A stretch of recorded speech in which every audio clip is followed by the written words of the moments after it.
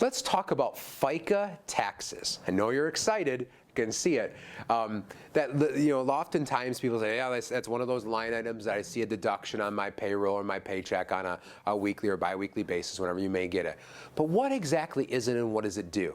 So FICA, F-I-C-A, stands for Federal Insurance Contribution Act, and it was passed in 1935. So this is primarily what is put into place to provide a retirement savings and insurance program for working Americans. Really, it's the primary funding source of Social Security.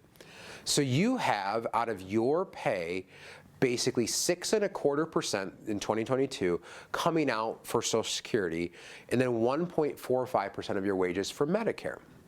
So when you look at those two combined, about 7.65% is coming out. Now, if you're an employee, your employer is paying that much on their side as well. So, kind of double that, and that's what's going towards basically your record, right? So there's different limits on this as well. So the first $147,000 of earnings annually is taxed that amount. After that amount, if you are fortunate to make more than that, the Social Security part falls off. So it isn't that 147 isn't taxed anymore. So if you are a wage earner where you have that, maybe later in the year as you earn more than that, you'll actually see your net pay bump up slightly because that part isn't being taken out anymore. The Medicare piece stays there, and actually, if you're single and you make over 200,000 and married over 250, 0.9% gets tacked on the 1.45 after that, and you actually pay a little bit more of that Medicare if you're a high wage earner and you get into that.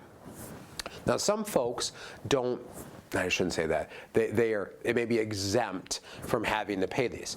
Some religious affiliate employees and also some state and federal workers that have pension entitlements may not be subject to have these payments. So there are some employees out there that may not be being deducted. However, for most folks, if you're working in the private sector, then you're going to have that. If you're self-employed, you're paying your employee portion and your business portion, so you're paying both of that. So once again, kind of an interesting piece of what is that line item when you look at your paycheck and what is it going to do. So hopefully that was helpful. And once again, kind of really at the end of the day, we're looking at Social Security, and it's a big piece for retirement, and hopefully you're using that to the best of your ability, and that's built into your retirement income plan.